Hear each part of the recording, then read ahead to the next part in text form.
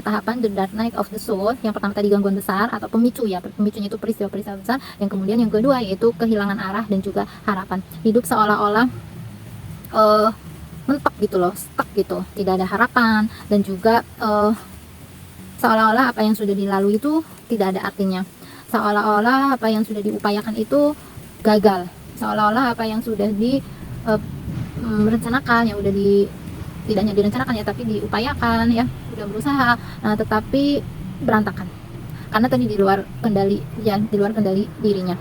Nah, sehingga disinilah terjadi krisis ya, krisis terhadap diri sendiri. Tahapan berikutnya yaitu mengalami titik terendah. Nah, pada fase ini memang tidak mudah dan juga sangat menantang ya, bisa dibilang ini titik kritis dan juga krisis ya, kembali krisis dan juga kritis ya teman-teman.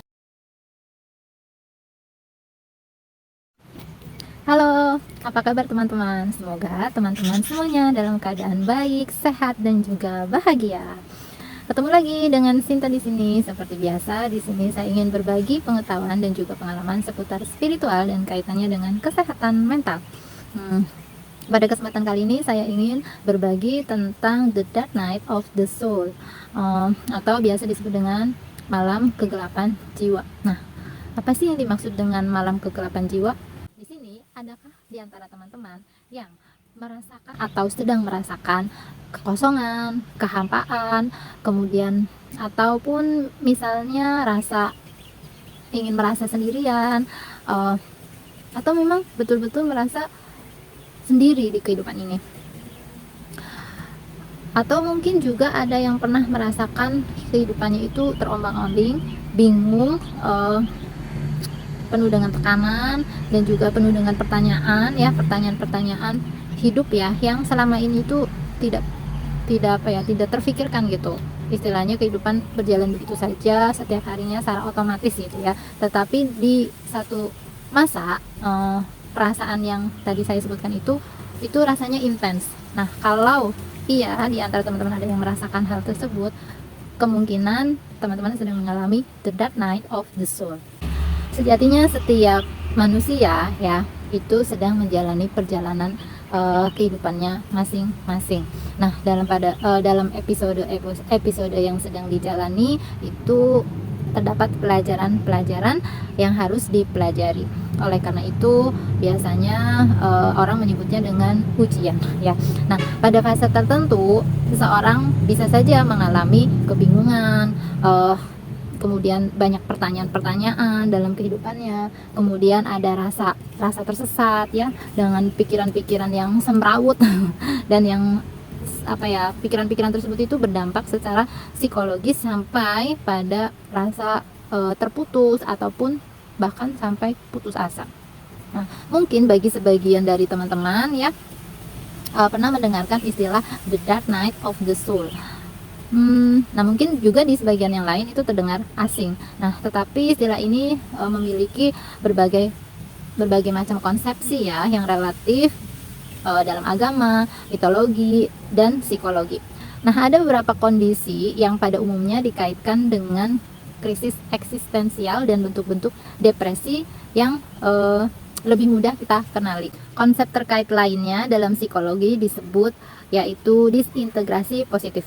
Dalam Shamanisme disebut turun ke dunia bawah. Sedangkan dalam mitologi Yunani dikenal dengan istilah katabasis. Dan Nigrendo sebagaimana Carl Jung memahaminya secara simbolis dalam alkimia. Sekarang kita masuk ke pengertiannya dulu. Ada beberapa pengertian yang saya dapatkan dari beberapa sumber. Nah, yang pertama, the dark night of the soul atau malam kegelapan jiwa adalah malam kematian ego saat rasa keakuan dihancurkan ya, melepaskan diri dari diri yang palsu, bertransformasi menuju kehidupan yang baru, melepaskan semua atribut egosentrisme dan kemelekatan kepada dunia. Nah, kemudian pengertian yang lain yaitu the dark night of the soul adalah periode ketika seorang merasa tersesat, terputus, dan bahkan mungkin ya sampai pada putus asa. Nah, ini lebih dalam dari mengalami hal yang buruk dalam hidup atau melewati masa sulit. Terjadi krisis eksistensial di mana fondasi keyakinan ya dan pemahaman seseorang tentang dirinya dan juga tentang dunia atau kehidupannya itu terguncang.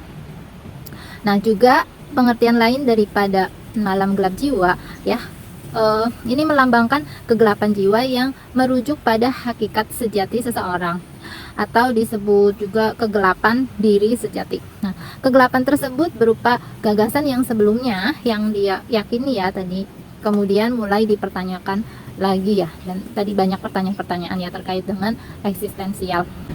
The dark night of the soul juga artinya pelepasan diri dari ilusi ketakutan dan dari ego yang menggeser keselarasan dan juga nilai-nilai ke kita, apa yang nyata dan juga apa yang benar.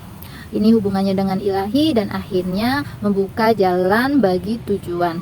Nah, kita lanjutkan ke gejala atau ciri-ciri atau tanda-tanda seorang mengalami the dark night of the soul.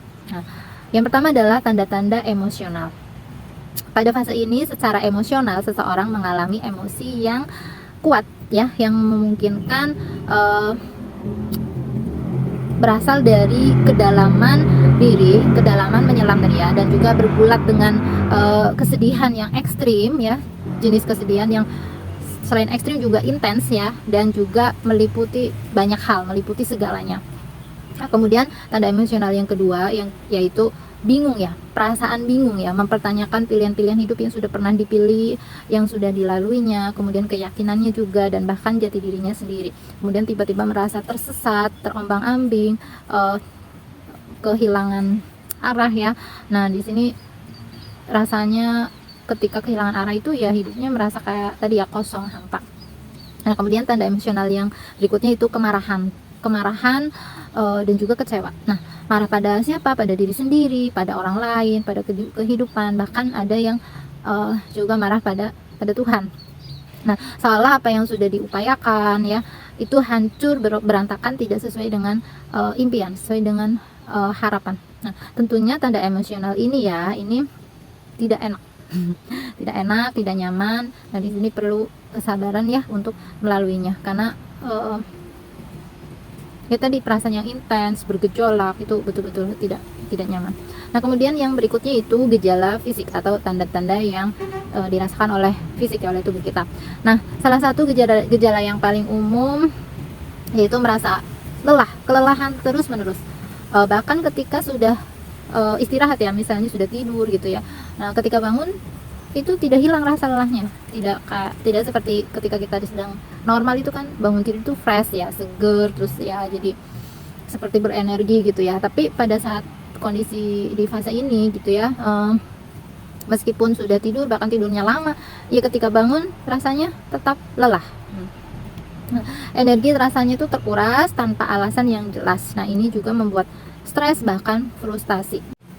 Tanda fisik yang lainnya yaitu gangguan tidur. Nah, biasanya dalam fase ini seseorang mengalami gangguan tidur, sulit untuk tidur, hampir setiap malam itu kesulitan untuk tidur. Kalaupun tidur sedikit waktunya.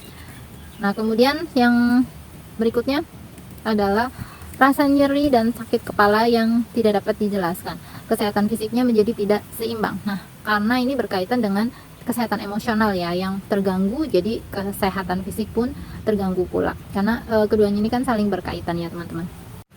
Selanjutnya tahapan the dark night of the soul.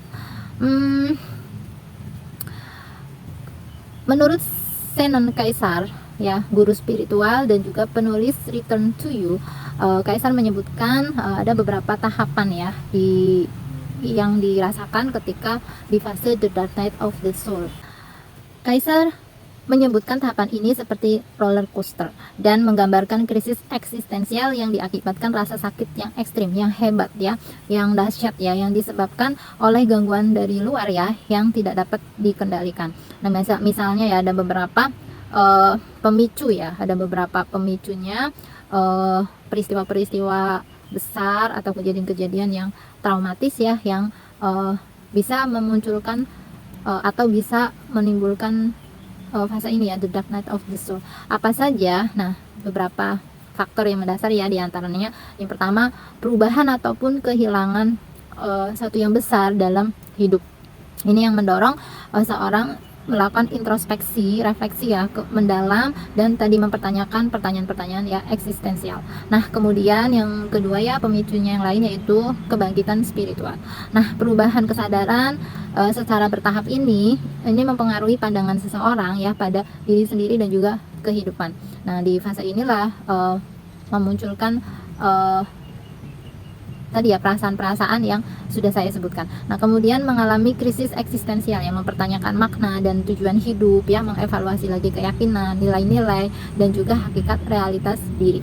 Kemudian pemicu lainnya yaitu stres psikologis. Nah, ini juga bisa menimbulkan the dark night of the soul ya, gangguan kesehatan mental yang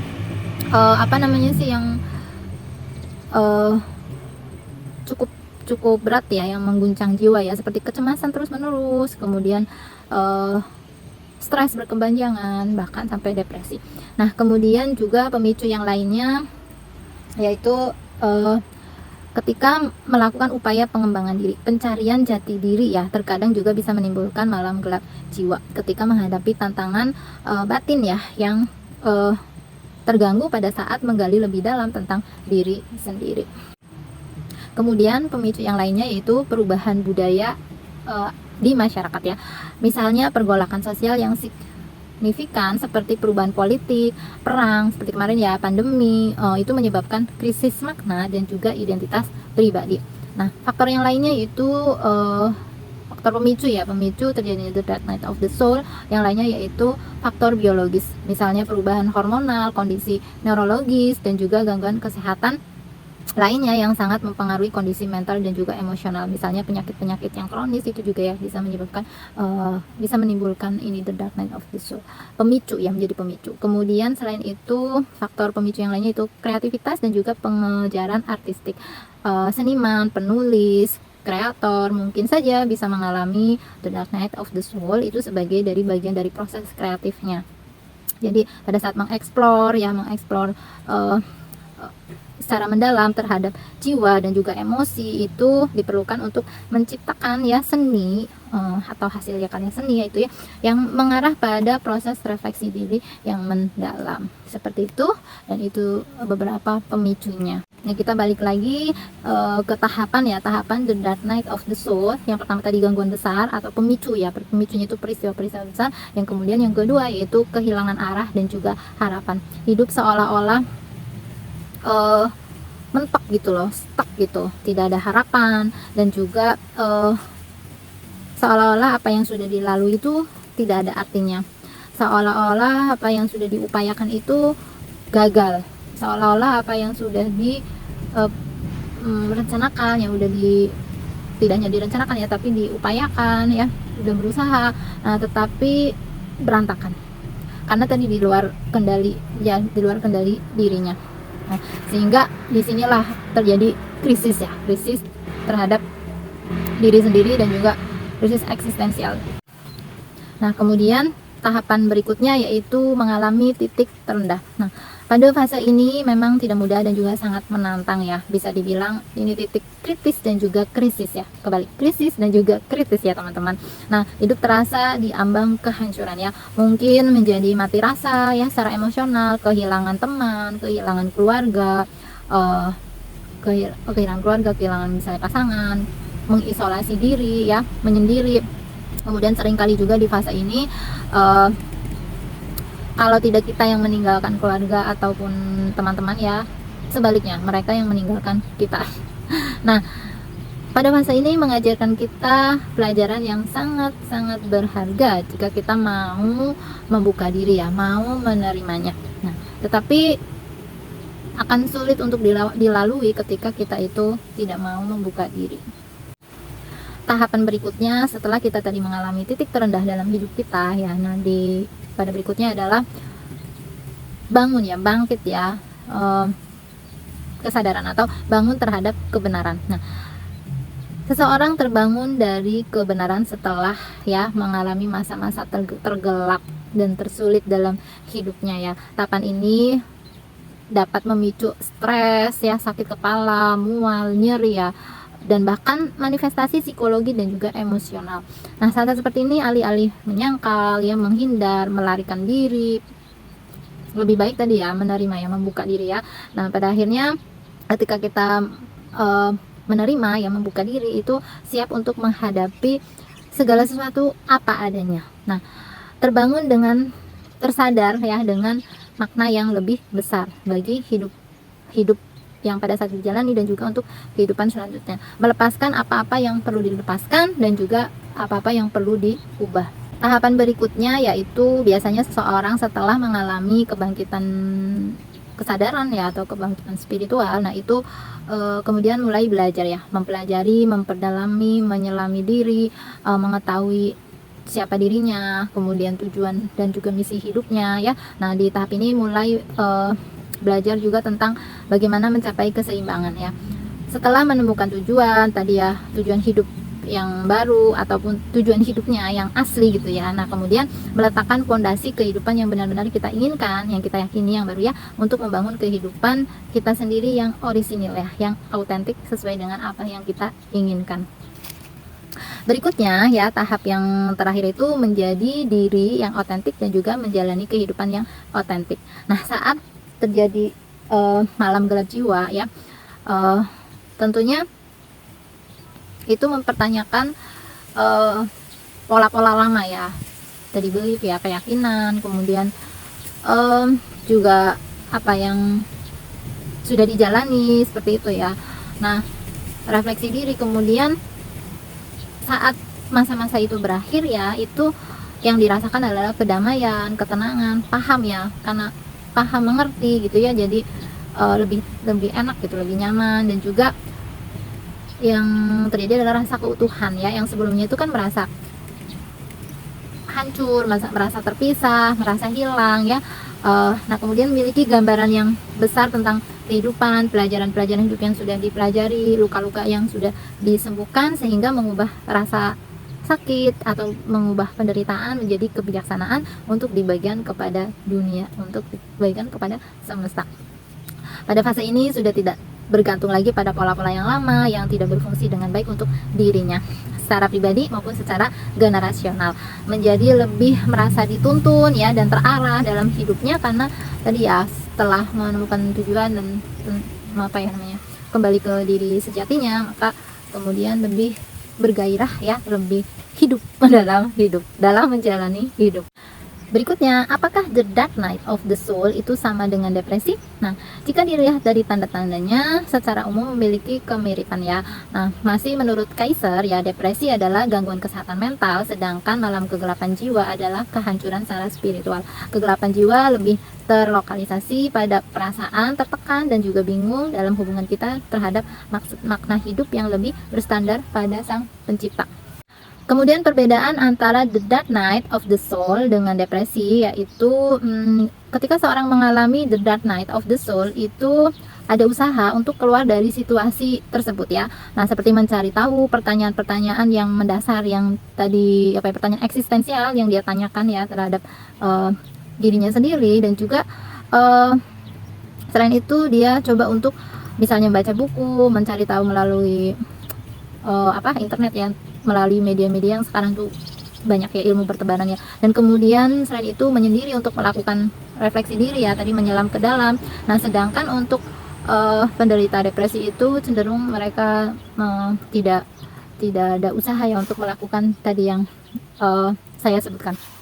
Nah selanjutnya, bagaimana cara kita melewati fase ini ya, menavigasi fase the dark night of the soul supaya aman dan juga selamat. Nah yang pertama adalah terima keadaan ya, mengakui, menerima, itu menjadi langkah yang penting ya teman-teman dalam fase ini ya. Menerima bukan berarti itu menyerah, tetapi mengakui perasaan yang hadir, yang muncul, emosi yang sedang kita rasakan ya, adalah sesuatu yang memang itu valid ya, dan juga penting untuk diakui. Nah, jangan menolak ataupun mencoba mengendalikan fase ini ya, perjalanan ini gitu. Semakin ditolak, maka kita akan merasa tersesat. Semakin ditolak, itu akan semakin tidak terkendali, akan semakin sulit kita keluar dari fase ini. Nah, maka di video yang pernah saya buat ya, itu yang judulnya kalau nggak salah ubah musibah menjadi anugerah kalau nggak salah ya, itu tuh maksudnya ya di dalamnya itu dibahas juga tentang ya ini. Jadi jangan menolak ya, semakin ditolak itu semakin kita mental apa, mental baik dari segala fisik, secara emosional ya, maupun secara mental ya, karena kita melawan energi yang sangat super besar gitu ya, dan kita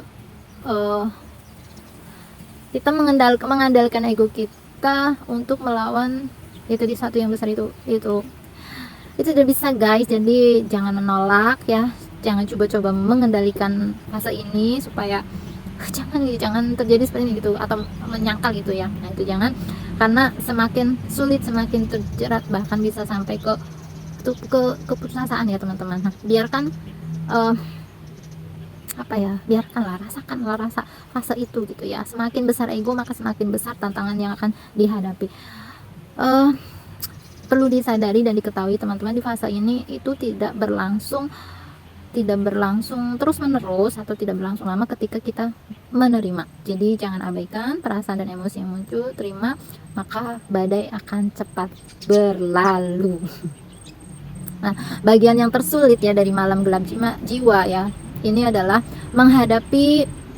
bukan menghadapi keadaan di luar diri, justru menghadapi diri kita sendiri, yaitu bayangan kita sendiri ya, bagian-bagian dari diri kita ya, yang selama ini kita tekan ya, seperti ketakutan, keinginan, trauma, dan juga keyakinan.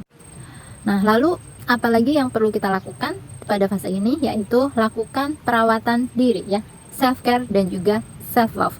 Nah kita perlu memberikan nutrisi yang baik untuk tubuh kita ya, mulai dari pola makan ya, pola tidur, istirahat yang cukup, pola nafas, relax ya, dan juga kita lakukan aktivitas yang membuat kita itu senang, yang membuat kita itu bahagia. Jadi ya tadi ya, self love ya. Nah jangan lupa juga self care, yaitu dengan kita menetapkan batasan-batasan untuk melindungi energi kita ya dari vampir energi dan juga vampir energi.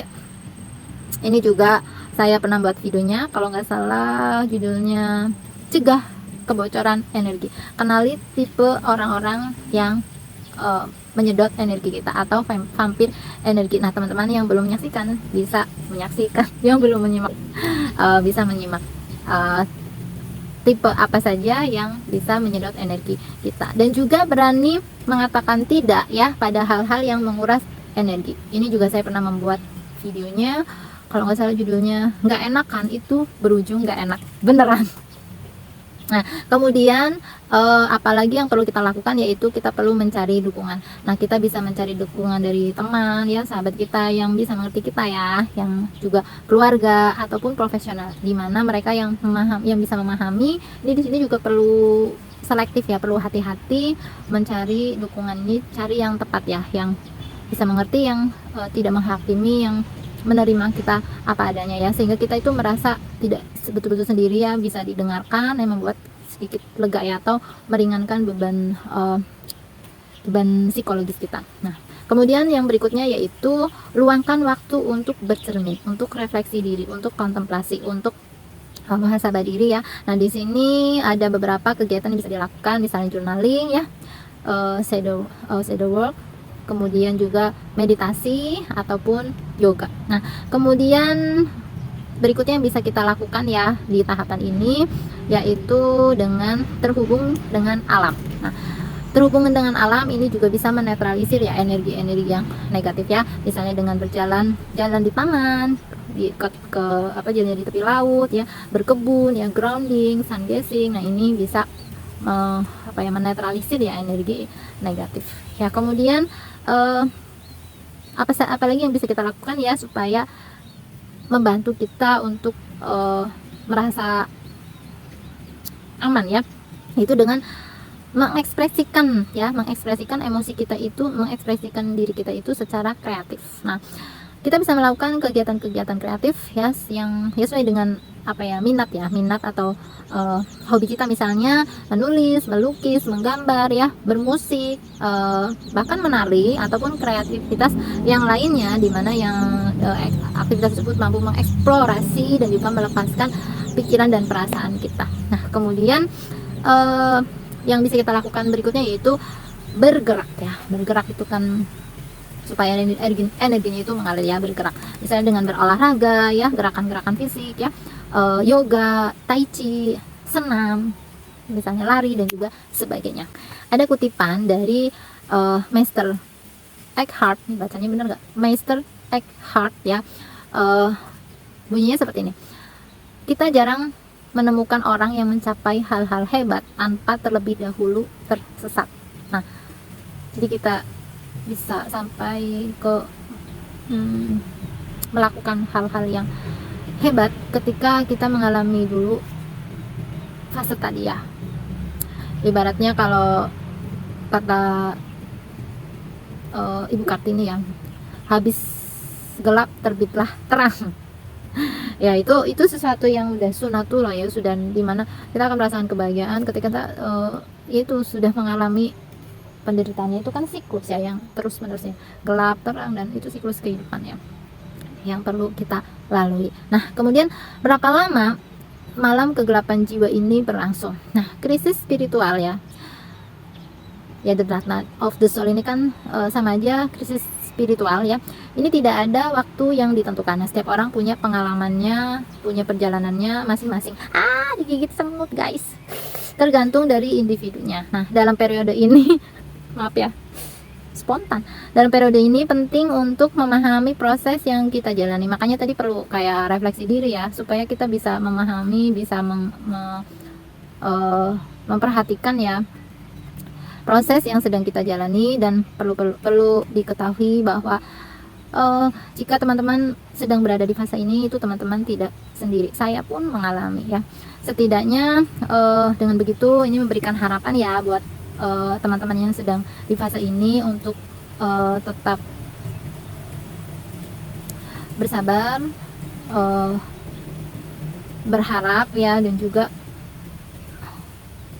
ya tadi ya, jangan menyerah, jangan disangkal, terus dilalui, tidak apa-apa, dirasakan. Kalau menangis aja, biar rasanya itu lega gitu ya. Pokoknya diterima aja gitu ya, diterima, jangan disangkal. Dan nanti rasa-rasa yang tadi justru yang menekan, yang tidak enak, apa segala macam, itu nanti akan berganti rasa yang lebih tenang ketika kita tidak menyangkal ya. Situasi ini akan teratasi ketika persepsi kita dan juga kita mengintegrasikan kembali ya tentang diri kita ya, melampaui dari pengkondisian kita awal ya, kita yang awal, yang sebelum mengalami fase ini gitu ya. Nah, beberapa pemicu ataupun kejadian dari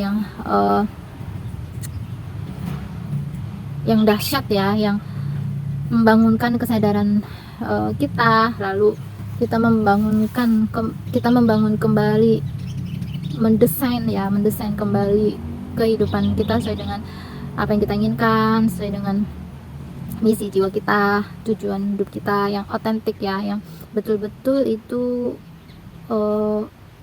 sesuai dengan desain diri kita, blueprint kita, seperti itu. Nah, dalam prosesnya pun ya, ada yang berlangsung berminggu-minggu, berbulan-bulan, bahkan juga ada yang bertahun-tahun. Nah, di sini kuncinya adalah yang perlu diingat ya, bahwa ini adalah sebuah proses. Oleh karena setiap proses itu punya waktunya sendiri-sendiri ya. Satu individu dengan individu yang lain itu berbeda-beda. Kalau saya pikir tuh tergantung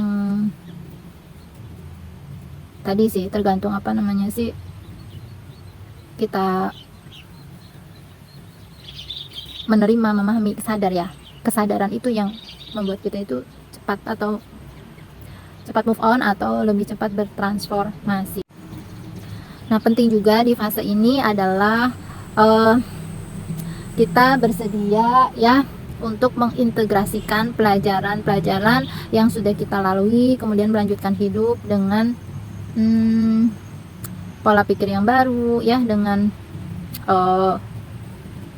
diri kita yang baru ya, sehingga semakin terbuka dengan perubahan semakin besar ke the dark nights of the soul ini cepat berakhir. Tapi ketika kita itu masih kekeh, masih yang tadi ya kaku, tidak mau menerima dan sebagainya, itu akan semakin sulit untuk melewati masa ini, bahkan bisa berlangsung lebih lama.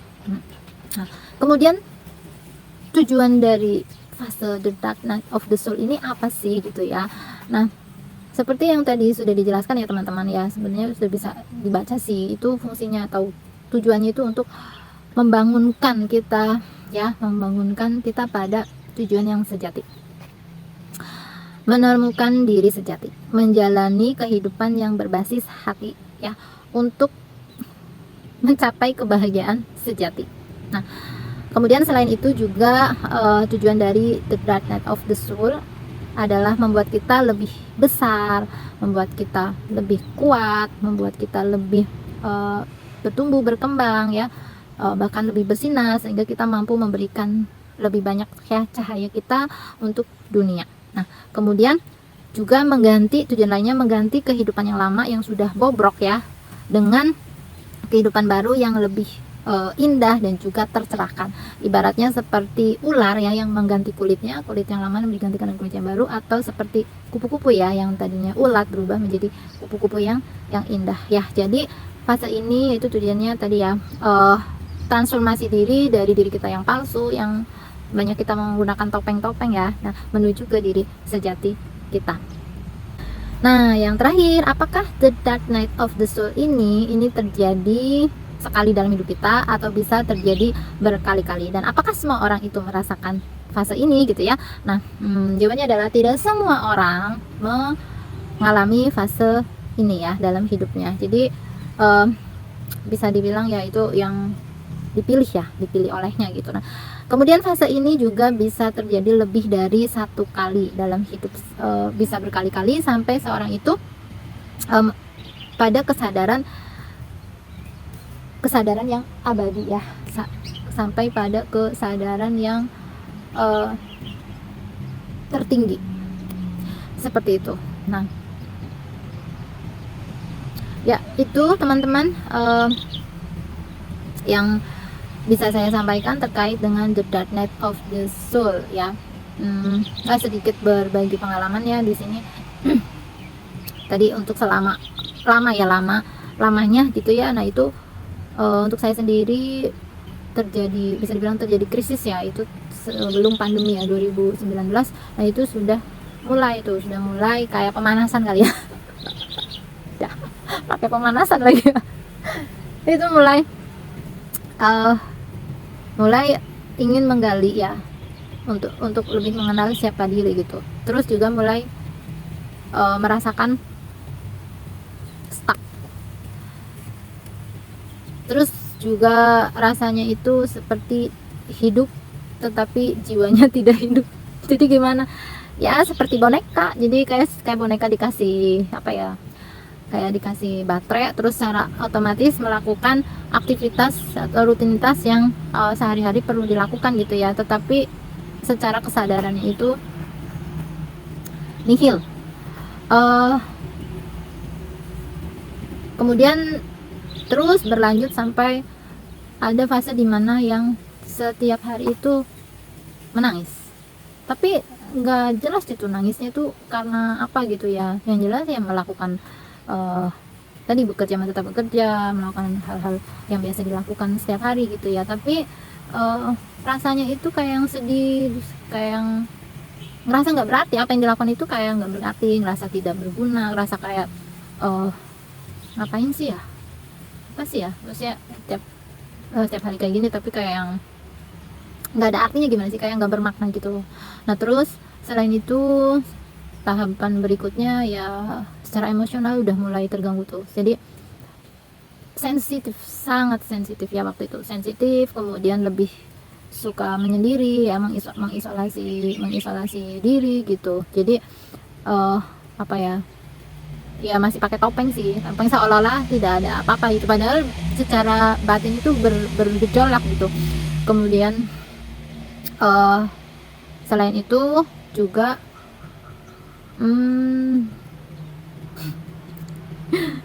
mulai terdengar ya bisikan untuk ya udahlah, ngapain sih gitu kan, udah nggak ada nggak dati gitu, ngerasa tadi nggak berguna apa gitu, terus ngerasa kayak putus gitu ya.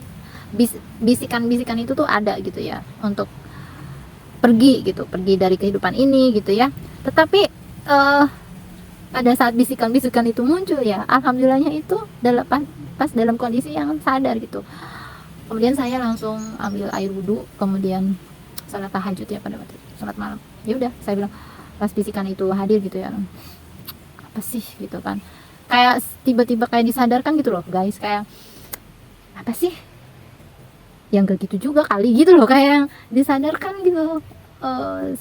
Saat pikiran-pikiran lagi berkelana, lagi carut marut gitu kan, terus bisikan itu muncul, tek gitu, kayak yang disadarkan tadi gitu, apa sih, nggak bener nih gitu loh. Akhirnya terus ya udah, bangun, terus wudhu, terus sholat. Nah habis itu ya udah enakan lagi gitu kan, enakan lagi, terus aktivitas lagi sehari-hari gitu, seperti itu teman-teman.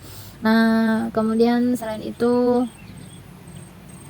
rasanya itu ada juga yang merasa aduh nyerah, mati nggak mau, tapi kayak mati nggak mau dan takut juga. Takut yang jelas ya, nggak mau gitu ya, nggak mau, takut dosa juga. Terus juga selain itu juga masih apa ya, kayak ya saya masih punya tanggung jawab gitu kan, tanggung jawab keluarga gitu, seperti itu. Jadi apa namanya ya, ada masa yang betul-betul menyerah, capek guys, capek banget rasanya tuh, capek banget, kayak bangun tuh ya, bangun tidur tuh kayak nggak mau, sebenarnya nggak mau aktivitas gitu loh, tapi karena tuntutan ya, jadi perlu bangun, perlu bekerja, perlu aktivitas. Dan tadi supaya juga kayak topeng kan, supaya seolah baik-baik saja gitu, seperti itu. Nah kemudian fase yang paling, nah kemudian ya mulai terjadi pandemi, ceder gitu ya. Pas terjadi pandemi ya masih di perasaan seperti itu, tapi di situ kayak ngerasa oh nggak sendirian, ternyata banyak juga ya yang ada di kondisi seperti saya gitu loh. Jadi itu masih kayak memperpanjang lah masa itu, tapi nggak ngerasa sendirian itu ya. Nah berikutnya terus sampai terjadi peristiwa satu dengan peristiwa yang lain, yang akhirnya peristiwa-peristiwa yang besar ya, yang mengguncang jiwa gitu. Udah lagi bingung lagi, terus tiba-tiba jeder gitu kan, akhirnya apa ini, oh my god, apa ini apa itu. Nggak ngerti lagi udah. Yang tadi ya, merasa kayak di dunia itu tuh ngerasa kayak sendiri guys, kayak bener-bener sepi gitu, kayak enggak ada meskipun dalam masih ada keluarga, rasanya tuh sendirian, bener-bener ngerasa sepi, ngerasa kayak apa ya,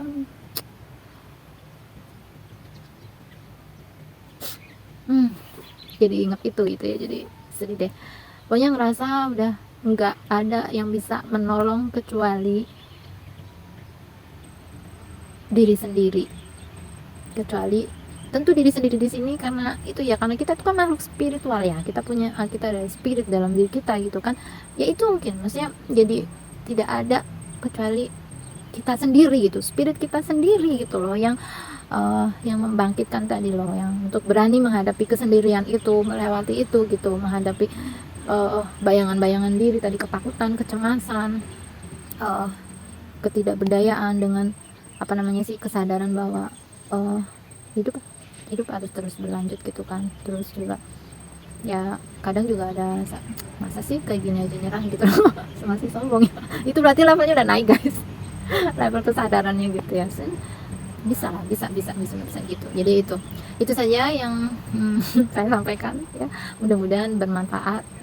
Jika ada kebenaran itu darinya, jika ada kekurangan itu dari saya sebagai Sinta. Oke, sampai ketemu di video yang akan datang. Dah.